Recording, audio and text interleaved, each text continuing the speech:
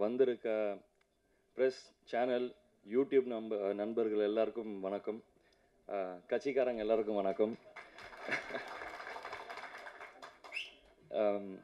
இந்த படம் வந்து எனக்கு ரொம்ப ஸ்பெஷலான படம். எனக்கு வந்து ரொம்ப க்ளோஸான படம். ஏன்னா அப்பா இருக்கும் போது அப்பா கதை கேட்டு ஓகே பண்ண படம் இது. அதே மாதிரி அப்பாவோட பிறந்த நாள் அன்னைக்கு இந்த படத்தோட ஃபர்ஸ்ட் கிளிம்ஸ் ரிலீஸ் பண்ணுறோம்.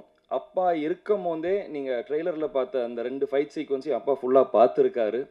அப்பா நல்லா வந்திருக்குன்னு அவர் வாயால் சொன்னார். அதனால் எனக்கு இது ரொம்ப க்ளோஸ் டு மை ஹார்ட்.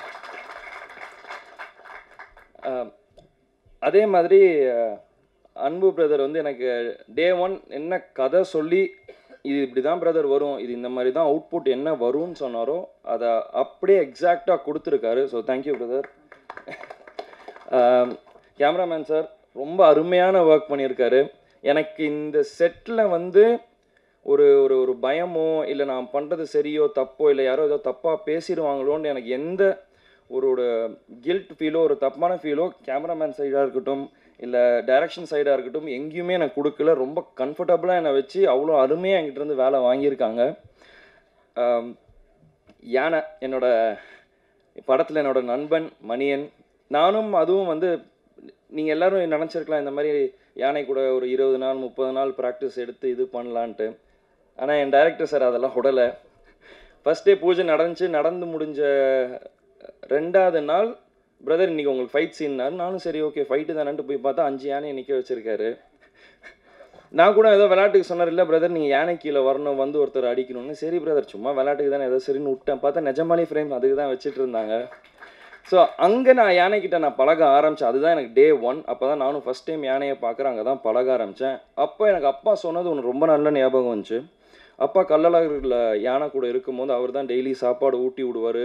அப்பா அது கூட ஃபுட்பால் விளையாடுவாருன்னு சொன்னார். சரி நம்மளும் பண்ணி பார்ப்போன்ட்டு அதுக்கு ஸ்வீட்டு பழம் டெய்லி அதுக்கு சாப்பாடு ஊட்டி விட ஆரம்பித்தேன். அப்போ சொல்லுவார் என்கிட்ட, இந்த மாதிரி யானை வந்து ரொம்ப பாசமானது, நீ அதை விட்டு உன்கிட்ட ஒன்ஸ் அட்டாச்ட் ஆயிடுச்சுன்னா அதை நீ விட்டு பிரிஞ்சால் ரொம்ப கஷ்டப்படும் அது அப்படின்னாரு. நான் அது அப்போ எனக்கு தெரியாது.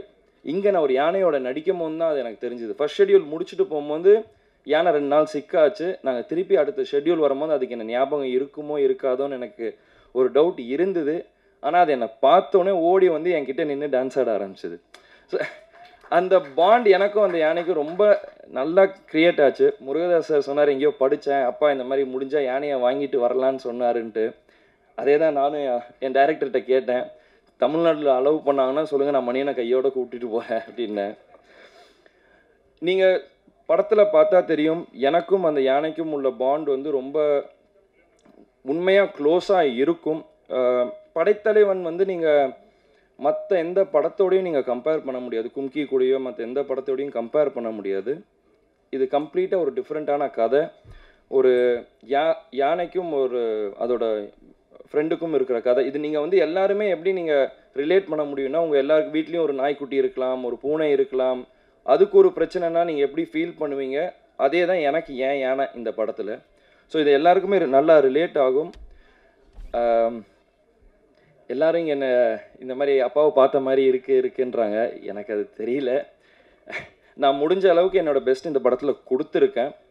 இன்னும் பெட்டராக பண்ணிகிட்டே வருவேன், இன்னும் பெட்டர் ஆகிட்டே வருவேன் கண்டிப்பாக. அதே மாதிரி சசிகுமார் சாருக்கு தான் சொன்னார், நான் அவர் இதில் தான் ஃபஸ்ட்டு பண்ணேன்ட்டு. இந்த படத்தில் வந்து கேமரா முன்னாடி ஒரு பயம் இல்லாமல் நடிக்கிறதுக்கு ஒரு காரணம் சசிகுமார் சார் தான். ஏன்னா நான் ஒரு 10 வருஷம் கழித்து நான் திருப்பி ஒரு கேமரா முன்னாடி வந்து நிற்கிறேன், ஒரு படம் பண்ணுறேன் அப்படின்னும் போது யாராக இருந்தாலும் ஒரு கேமரா முன்னாடி அத்தனை பேர் முன்னாடி நடிக்கணுன்றது அப்போ வந்து ஒரு பயம் இருக்கும். அது எனக்கு கம்ப்ளீட்டாக எதுவுமே இல்லாமல் அன்றைக்கி ஒரு 4 நாள் ஷூட் எடுத்தார். அவர் கொடுத்த கான்ஃபிடென்ட்னால தான் எனக்கு இந்த படம் நல்லா ஃப்ரீயாக பண்ண முடிஞ்சுது. அதனால தான் எனக்கு பொன்ராம் சாரோட படமும் ஒரு இது இல்லாமல் பண்ண முடிஞ்சுது. அதே மாதிரி பொன்ராம் சாரோட படத்துலையும் நான் இப்போ ஒர்க் பண்ணிகிட்டு இருக்கிறது வந்து அவரையும் என்னை ரொம்ப நல்லா கம்ஃபர்டபுளாக வச்சுக்கிட்டாரு. இப்போ நான் எப்படி இவரை பிரதர்ன்றோன்னா நான் அவரை சாருன்னுவேன். ஆனால் அங்கேயும் நாங்கள் வந்து இப்போ அவர் வருத்தப்படாத வாலிபர் சங்கம் எப்படி எடுத்தாரோ அதை சொல்லிட்டு இருந்தார். இந்த மாதிரி நாங்கள் எல்லாம் ஒன்றா உட்காந்து தான் பேசி காமெடி கிரியேட் பண்ணுவோம், நாங்கள் அப்படி தான் நாங்கள் இது பண்ணுவோம், நீங்களும் பழகிடுவீங்க அப்படின்னாரு. நிஜமாலே அதே மாதிரி தான் போச்சு. இன்னும் அந்த மாதிரி தான் போயிட்டுருக்கு. ஸோ நாங்கள் ஒரு காமெடி சீக்வன்ஸ் எடுத்தாலும் சரி, ஃபைட் எடுத்தாலும் சரி, மொத்த ஆர்டிஸ்ட் பொன்ராம் சார் எல்லாம் ஒன்றா உட்காந்து ஒரு சீனை பேசிட்டு தான் பண்ணுவோம். So thank you sir. Murugadoss sir, நீங்கள் சொன்னீங்க கேப்டன் பிரபாகரன் நீங்கள் நிறையா ரிப்பீட் ஆடியன்ஸாக நீங்கள் போய் பார்த்தீங்கன்ட்டு. நான் அப்படி பார்த்த படம் வந்து ரமணா சார். ஸோ அது எனக்கு ரொம்ப பிடிச்ச படம். நீங்கள் ரமணா 2 என்னை வச்சு எடுக்கணுன்றீங்க. Thank you so much. It means a lot to me sir. ஏன்னா என்னோட ஒன் ஆஃப் த ஃபேவரட், நான் ரமணா நான் அம்மா கிட்ட கூட சொல்லியிருக்கேன். இந்த மாதிரி நிறையா இன்டர்வியூஸ்லையும் கேட்டிருக்காங்க, உனக்கு ரீமேக் பண்ணணுன்னா எந்த 2 படம் இல்லை எந்த இது படம்னா எனக்கு ஃபஸ்ட்டு சத்திரியன்வேன், அதுக்கு அடுத்து எனக்கு ரமணா தான். So thank you so much sir. அதே மாதிரி கேமராமேன் சார், நீங்கள் என்னென்னமோ நீங்கள் சொல்லி நம்ம ஷூட்டிங்கில் நிறையா பண்ணியிருக்கோம். பட் அவுட்புட் நான் இப்போ பெரிய ஸ்க்ரீனில் பார்க்கும்போது எக்ஸ்ட்ராடினரி சார். ரொம்ப சூப்பராக பண்ணியிருக்கீங்க சார். அண்ட் இதில் நாங்கள் ஷூட்டிங் நிறைய கஷ்டப்பட்டிருக்கோம். எப்படின்னா இந்த ரெயின் சீக்வன்ஸ் ஃபைட்டு பார்த்தீங்க இல்லையா, அது நாங்கள் ஃபஸ்ட்டு நீங்கள் ரெயின் இருக்காது, நாங்கள் ஷூட்டிங் ஆரம்பித்தோம், ஃபைட் சீக்வன்ஸ் செட் பண்ணிட்டாங்க, திடீர்னு மழை பெஞ்சது, ஷூட்டிங் கேன்சல் பண்ணிட்டு எல்லாம் கிளம்பிட்டோம். டெய்லி கிட்டத்தட்ட ஒரு 5 நாள் இருக்குமா, 5-6 நாள் டெய்லி காலையில் 5 மணிக்கு நானும் டைரக்டரும் இப்படியே வெளியே ஸ்க்ரீனை திறந்துட்டு எட்டி பார்த்துக்கிட்டே இருப்போம், மழை பெய்யுமா பெய்யாதான்ட்டு. ஸோ ஷூட்டிங் ஸ்பாட்டுக்கு போனதுக்கப்புறம் தான் தெரியும். நான் கேட்டேன் டேரக்டர்கிட்ட, இதை பேசாமல் ரெயின் எஃபெக்டாக மாற்றிடலாமான்ட்டு. அவர் என்னைக்கு ரெயின் எஃபெக்டாக மாற்றினாரோ அன்னிலேருந்து மழை பெய்யறது நின்றுச்சு. ஸோ அந்த மாதிரி நிறைய சேலஞ்சஸ் நிறையா இது இந்த படத்தில் இருந்துச்சு. அதையும் மீறி இந்த படம் நல்லா முடித்து ஒரு ஃபைனல் ஸ்டேஜஸ்க்கு வந்தாச்சு. இப்போது நம்ம இங்கே ஆடியோ லான்ச்சுக்கு வந்துச்சு, 23ஆம் தேதி படம் வருது.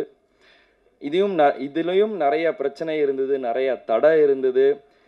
இந்த படம் எனக்கும் சரி அன்புக்கும் சரி ஒரு பெரிய லெசன். இந்த மாதிரி எவ்வளோ பிரச்சனை இருக்குது, வெறும் சினிமா எடுக்கிறது வந்து இது ஈஸி, அதை எப்படி வெளியே நம்ம மக்களுக்கு சேர்க்குறோன்றது அடுத்த ஒரு பெரிய இது இருக்குது. அதில் என்னெல்லாம் பண்ணணும் பண்ணக்கூடாதுன்றத ஒரு பெரிய லெசன் 2 பேரும் கற்றுக்கிட்டோம். இப்போ ஆடியோ லான்ச்சுக்கு வந்தாச்சு. 23 நாங்கள் தியேட்டருக்கு வருவோம். நீங்கள் மக்கள், ப்ரெஸ், மீடியா, கட்சிக்காரங்க எல்லாரும் சேர்ந்து சப்போர்ட் பண்ணணும்.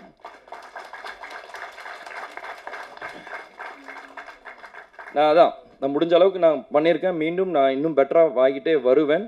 நீங்கள் எல்லாரும் தியேட்டருக்கு போய் இந்த படத்தை சப்போர்ட் பண்ணுங்கள். உங்கள் எல்லாருக்கும் கண்டிப்பாக இந்த படம் பிடிக்கும். இது ஒரு ஃபேமிலி என்டர்டெய்னராக இருக்கும். ஸோ நன்றி, வணக்கம்.